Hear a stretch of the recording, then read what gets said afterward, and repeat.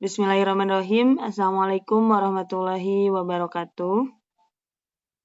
Waalaikumsalam warahmatullahi wabarakatuh.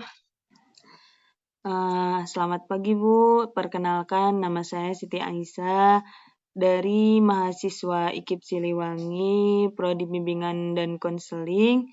Nah, di sini saya akan memenuhi tugas UAS, yaitu pengembangan sumber daya manusia, di mana saya harus mewawancarai UMKM yang sudah berkembang 1 tahun lebih. Nah, bisakah saya meminta waktu Ibu sebentar untuk diwawancarai? Iya boleh, Neng. Enggak. Langsung saja ya, Bu. Sebelumnya mau bertanya, Bu, usaha apa Ibu yang dikembangkan di Kabupaten Purwakarta ini? Sebenarnya usahanya itu awalnya sebagai pengrajin tempe gitu. Cuman akhir-akhir ini ditambah sama tahu juga gitu. Oh iya. Kapan Ibu mulai merintis usaha tempe dan tahu ini? Kalau merintisnya sih udah lama, sejak tahun 1998. Awalnya bapak aku tuh sebagai pegawai di salah satu pabrik tempe gitu. Cuman dari sana belajar sampai-sampai ngembangin dan bikin usaha sendiri gitu di kampung ketika pulang. Nah, waktu itu belajarnya tuh di bosnya yang ada di Cimahi gitu. Jadi Oh. belajar di sana, pas pulang ke kampung, bapak aku tuh ngembangin usaha sendiri gitu, bikin usaha sendiri. Iya. Baik Bu, kalau boleh tahu bagaimana sih Bu upaya Ibu agar usaha ini terus berkembang dan mampu bersaing dengan pedagang sekitar? Upaya yang saya lakukan itu pertama mungkin menyesuaikan harga di pasaran ya. Kemudian di saat kedelai itu kan sering naik harganya tuh karena impor juga dari Amerika. Nah, sehingga harganya tuh sering kali naik. Nah, ketika harganya naik itu kita upayakan untuk menyesuaikan harga untuk dipasarkan. Misalnya kita berusaha untuk memperkecil porsinya, akan tetapi tidak terlalu signifikan gitu dari ukurannya itu, sehingga insya Allah lah dapat bersaing. Untuk sampai sekarang mah masih bisa bersaing di pasaran dengan orang-orang lain gitu ya. Terus yang paling penting sih ada pelanggan gitu, ada langganan. Jadi Baik. langganan itu hal yang paling penting sih kalau buat bersaing di pasaran gitu.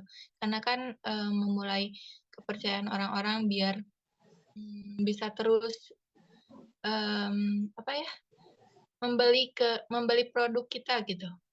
Oke, baik Bu. Nah, Gitu. kalau boleh tahu, kalau misalkan tahu sama tempe itu bagusnya di cuaca dingin atau panas ya Bu? Kalau pembuatan tempe sih bagusnya di cuaca hangat ya, karena kan fermentasi itu butuh apa ya, si tempe itu butuh dihangatkan. Kalau cuacanya dingin itu ke tempenya juga produk jadinya juga kayak masih muda, terhitung muda gitu. Oke. Jadi kalau bahasa Sundanya tuh ngorak kene gitu. Jadi nggak terlalu apa ya, padat si tempenya tuh. Kalau tahu sendiri mah mungkin di cuaca apa aja bagus soalnya eh apa ya, bisa menyesuaikan juga sih. Oke, baik Bu. Nah, kalau boleh tahu nih, dalam membeli bahan baku Bu, apakah selalu ada jumlah yang besar gitu dari membeli per harinya, atau membelinya itu per minggu kayak per bulan itu bagaimana itu Bu? Oh, kalau bahan baku ya, bahan baku Ya. kan kedelai. Nah, kalau di sini sih biasanya kalau belanja itu, sekitar berapa ya, 5 sampai 10 lah ada itu per belanjanya. Nah, Iya.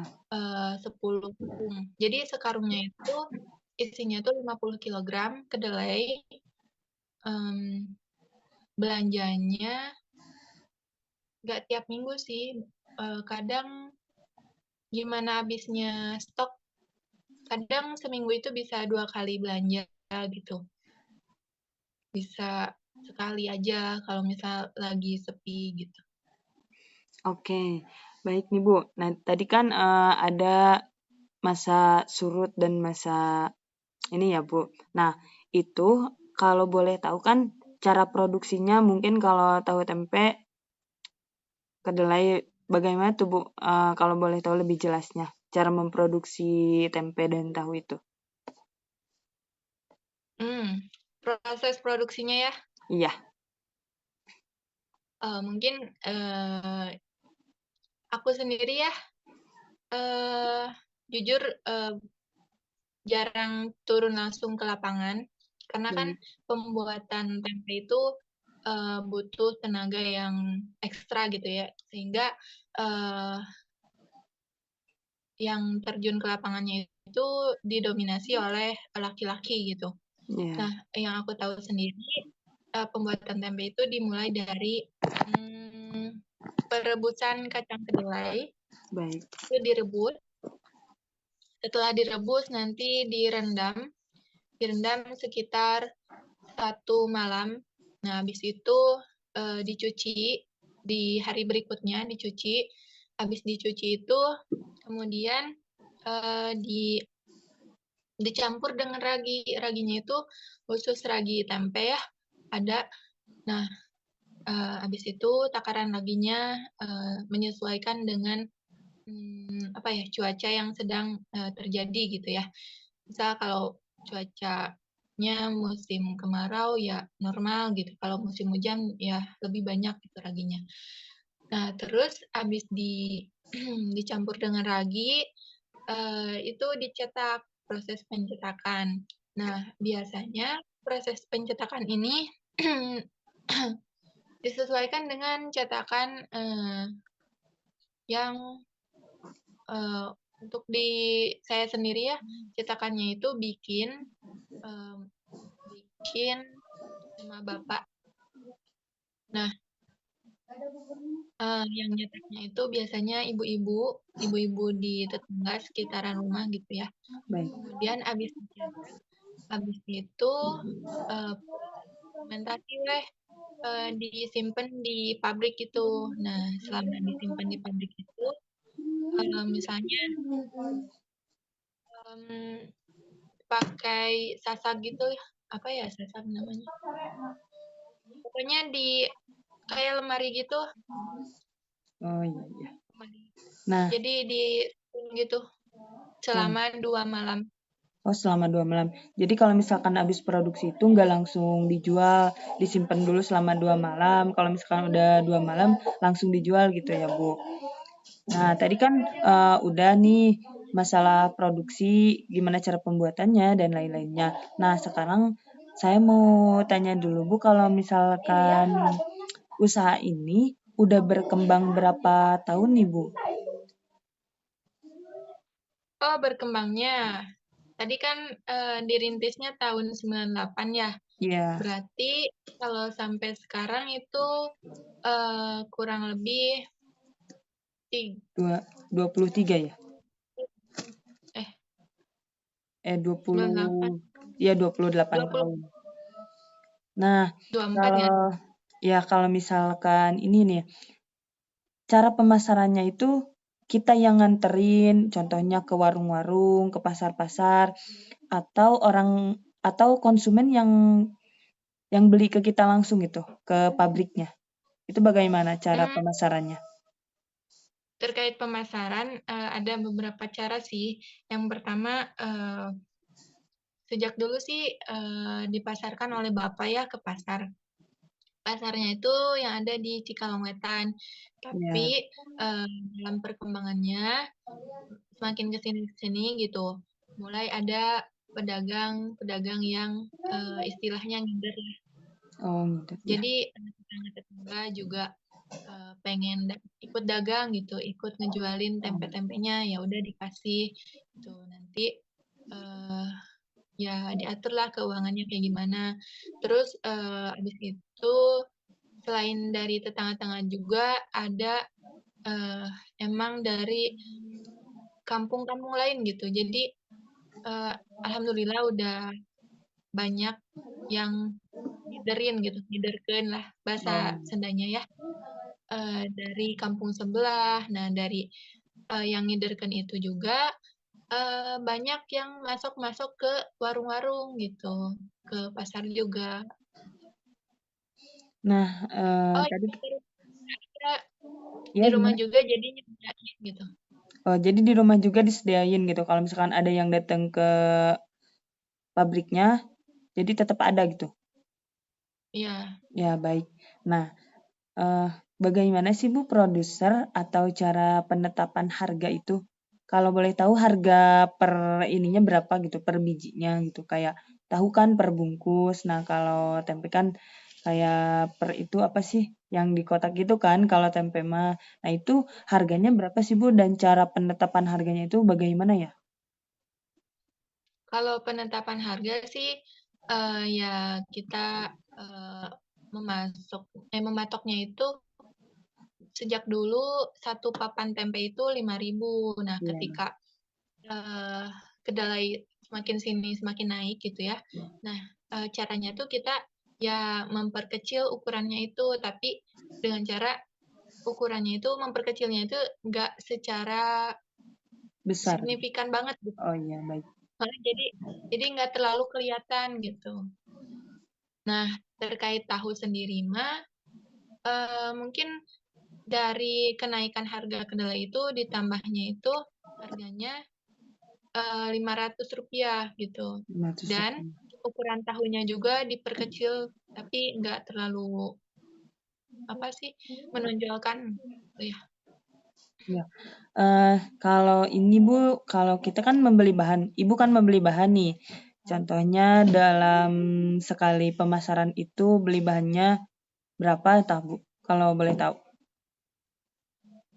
Sekali beli bahan Ya, contohnya dalam jumlah misalnya kita dapat tempe berapa kotak gitu. Nah, itu kalau misalkan beli bahannya berapa kilo kedelai gitu Bu kalau boleh tahu. oh, bahan bahan bakunya. Ya, Kedelai berapa ya? Hampir satu kali belanja tuh 4 kintal ada. oke. Nah, itu kan Ya. 4 kintal harga berapa gitu ya, Bu. Nah, itu Mhm. seharinya kita bisa menghasilkan omset lebih lebih atau emang kurang ya, Bu? Jadi omset per hari, kayak per hari. Kan biasanya kalau jualan pasti tiap hari ada ya, Bu. Nah, terus Mhm. omset per harinya berapa? Kalau yang paling banyak gitu. Kalau misalkan lagi surut, paling sedikit berapa? Nah, sama ini yang omset per bulan juga gitu, Bu. Kalau boleh tahu berapa ya? Mhm. Mungkin omset per harinya itu kalau yang paling rendah, yang bukan ke hari pasar ya, Iya. itu paling sampai 300-an. Tapi itu teh di satu cabang, Oh, satu cabang.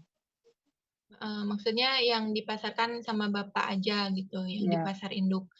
Nah, kalau paling besar, mmm, sehari nyampe 800 lah sehari. Oke, Ibu. Kalau per bulan hitung aja kali 30. Itu paling banyak ya? Seharinya segitu. Iya, Kalau di misalkan bulan lagi ini, kan tadi tempe kalau misalkan musim dingin agak jelek ya, Bu. Nah, itu bagaimana sih, Bu, kalau misalkan tempe tetap bagus, tapi cuacanya emang bener-bener lagi dingin gitu, Bu. Itu bagaimana ya, Bu? Mempertahankan produk tetap bagus gitu.